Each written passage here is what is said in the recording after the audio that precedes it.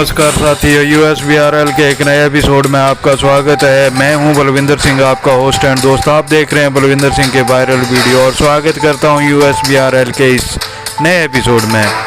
और हाजिर हुआ हूं अंजीगढ़ से कुछ लेटेस्ट डेवलपमेंट के अपडेट्स के साथ।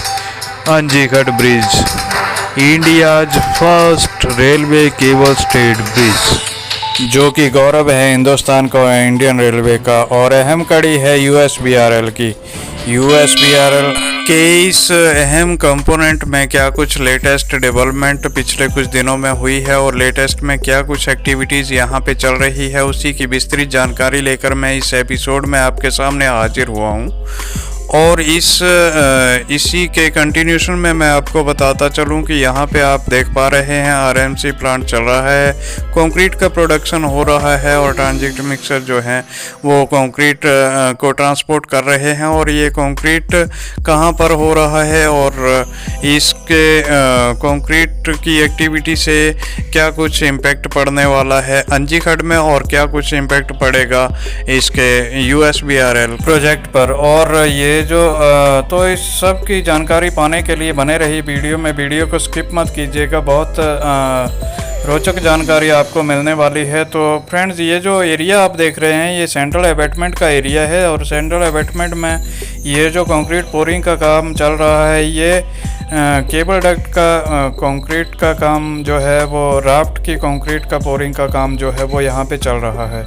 और केबल डक्ट के विषय में मैं आपको बताऊं कि इस प्रकार के केबल डक्ट जो हैं वो सेंट्रल अबैटमेंट के दोनों बैंक्स में बनाए जाएंगे। इसमें पावर और सिग्नल केबल्स ले किए जाएंगे। तो ये जो पॉइंट आप मोबाइल स्क्रीन पर देख रहे हैं ये मेन पॉइंट है, मेन कनेक्शन पॉइंट है केबल डक्ट को कनेक्ट करने का मेन अबैटमेंट के साथ।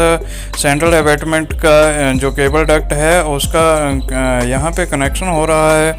और यही जो केबल डक्ट है ये मेन अबैटमेंट को क्रॉस करते हुए मेन ब्रिज के बॉटम में आपको मैंने पहले भी दिखाया था कि उसके नीचे केबल डक्ट यूटिलिटी डक्ट का प्रोविज़न किया गया है और उसी में क्रॉस करते हुए ये T2 तक जाएगा। T2 और P2 में जो पावर स्टेशन हैं उनको आपस में इंटरकनेक्ट करेगा। और जैसा कि मैंने आपको पहले भी बताया कि यहाँ पे पावर का जो है वो लीलो सिस्टम को यूज़ किया गया है, अडॉप्ट किया गया है।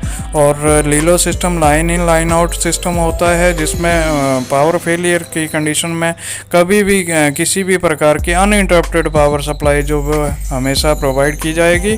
और सारे टनल्स के अंदर का लोड जो है उस लोड को कैरी करने के लिए ये सारे केबल्स और सिग्नल्स जो हैं वो जो ज़रूरी सिग्नल्स टनल्स के अंदर हैं उनको इंटरकनेक्ट करने के लिए ये केबल डक्ट का यूटिलाइजेशन किया जाएगा। यहीं से केबल ले किए जाएंगे, पावर केबल और सिग्नल केबल।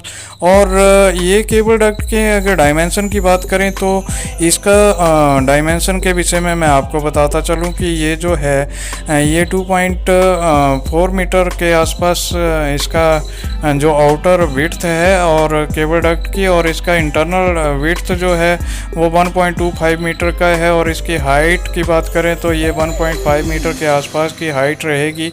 और इसी के थ्रू जो है ये सेम जो केबल डक्ट है वो दोनों बैंक्स पे यहाँ पे सेंट्रल अबैटमेंट के ऊपर बनेंगे और ये कनेक्ट करते हैं। देखिए ये स्लॉट से मेन अबैटमेंट का स्लॉट है और यहीं से केबल क्रॉस करते हुए मेन अबैटमेंट के अंदर से होते हुए ब्रिज के बॉटम में जाएंगे और बॉटम से होते हुए T2 तक जाएंगे। T2 और T3 को आपस में इंटरकनेक्ट करेंगे। और ये इसका जो दूसरा एंड है और दूसरे एंड को कनेक्ट किया जाएगा ABD के साथ। और ABD के ऊपर ऑलरेडी केबल डक्ट का जो है वो इंस्टॉलेशन हो चुका है। और उसके अगर विड्थ की बात करें तो उसका विड्थ 1.1 मीटर का है। और इस प्रकार से ये दोनों साइड में जो है सेंट्रल अबैटमेंट के दोनों साइड में ये केबल डक्ट का निर्माण किया जा रहा है। ये जो है ये सेंट्रल अबैटमेंट का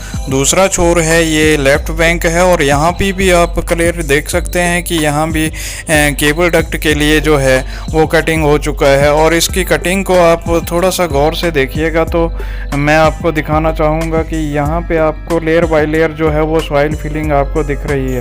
इसके साथ ही आप देख सकते हैं मैं सर्विस रोड पे चल रहा हूं और सामने आप देख पा रहे हैं ये T3P1 पे पावर बिल्डिंग है और ये T2P2 के ऊपर की जो पावर बिल्डिंग है वो यहाँ पे T2P2 का इसके टनल का जो है पोर्टल आप देख पा रहे हैं और ये दोनों के बीच का डिस्टेंस जो है वो 300 मीटर के आसपास का है। और यहाँ पे ये जो विजुअल्स आप देख रहे हैं पानी का रिसाव आप देख सकते हैं T3P1 से जो पानी का रिसाव है वो बहुत ज़्यादा है। और ये जो ये हमारा ABD है, ABD जो है 120 मीटर का ABD ये कंप्लीट हो चुका है, इसका पेंटिंग का काम हो चुका है। और यहाँ पे ये जो रिट्रेनिंग वॉल है सेंट्रल अबैटमेंट का उसका एक्सटेंशन भी डेवलपमेंट में है और यहाँ तक इसको करने के बाद सर्विस रोड के इंटरनल एज पे टॉप वॉल का काम जो है वो स्टार्ट किया जाएगा। और यहाँ पर आप देख सकते हैं ये जो एरिया है यहाँ पे लगने वाले हैं स्टॉपर बेरिंग पियर के ऊपर ABD में। और ये जो पियर कैप आप देख रहे हैं यहाँ पे बनने वाले हैं इंस्पेक्शन प्लेटफॉर्म। और ये जो डक्ट का एरिया आप देख रहे हैं 1.1 मीटर का विड्थ का एरिया है और इसी के ऊपर ले किए जाएंगे पावर केबल और सिग्नल केबल और उनको ही कनेक्ट किया जाएगा सेंट्रल अबैटमेंट पर बन रहे केबल डक्ट्स के साथ।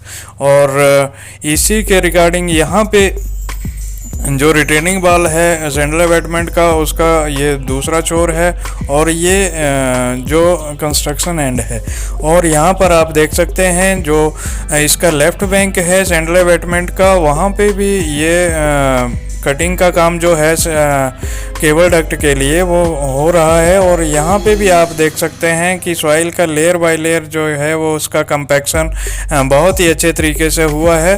और एक साइड में आप देख सकते हैं कि मशीन अभी कटिंग कर भी रही है और किसी भी एक्टिविटी के लिए किसी दूसरी एक्टिविटी को नहीं रोका जा सकता है। और इसी के कंटिन्यूशन में आप देखिए यहाँ पे कटिंग के साथ साथ यहाँ पे जो है वो PCC कंक्रीट भी किया जा रहा है। और ये जो पोर्शन है ये वाला पोर्शन जो राइट साइड का केबल डक्ट है वहाँ पे स्टील बाइंडिंग वॉल का स्टील बाइंडिंग जो है बाइंडर लगाए जा रहे हैं जिस पोर्शन में राफ्ट हो चुका है। और दूसरा जो बचा हुआ पोर्शन है वहाँ पे शटर लगाया जा चुका है और इसके साथ भी बाइंडर का काम जो है वॉल का जो बाइंडर हैं उनको बांधा जा रहा है, स्टील को बाइंडिंग किया जा रहा है। और ये बहुत जल्द इसको कंप्लीट कर लिया जाएगा, बहुत ही जल्द इसको कंप्लीट करने की मुहिम जारी है। क्यों प्रायोरिटी में इस काम को किया जा रहा है और ये क्या इम्पैक्ट करने वाला है पूरे USBRL पर। तो फ्रेंड्स मैं इसके कंटिन्यूशन में आपको बता दूं कि ये जो केबल डक्ट है इनका प्रायोरिटी बेस पे इसलिए काम किया जा रहा है क्योंकि ये जब तक बन के तैयार नहीं होंगे तो सेंट्रल अबैटमेंट के ऊपर जो है वो डेक स्लैब नहीं किया जा सकता, क्योंकि इसके साथ ये जो केबल डक्ट है इसके साथ ही डेक स्लैब का जो स्टील है उसको कनेक्ट किया जाएगा इसकी इंटरनल वॉल के साथ। और ये इसको इसी के साथ इन दोनों लेफ्ट और राइट छोर में जो केबल डक्ट ये बनाए गए हैं इसके जो इंटरनल वॉल हैं उनको आपस में इंटरकनेक्ट किया जाएगा। ये जो टॉप वाला स्लैब इसका सेंट्रल अबैटमेंट का रहेगा। और जब तक ये टॉप वाला सेंट्रल अबैटमेंट का डेक स्लैब नहीं होता है तब तक इसको हैंडओवर नहीं किया जा सकता ट्रैक लेइंग के लिए। तो इससे आप अंदाज़ा लगा सकते हैं कि ये पूरे USBRL के ऊपर ये जो केबल ट्रेंच है, केबल डक्ट है, ये कितना बड़ा इम्पैक्ट करता है इसके एक्सेलरेशन और इसके डिले के लिए। तो यही मैं आपको बताना चाहूँगा यहाँ पे कि USBRL के प्रोजेक्ट का कोई भी जो कंपोनेंट है अगर किसी भी कंडीशन में इनकम्प्लीट रहता है थोड़ा भी तो वो पूरे प्रोजेक्ट पे इम्पैक्ट डालता है।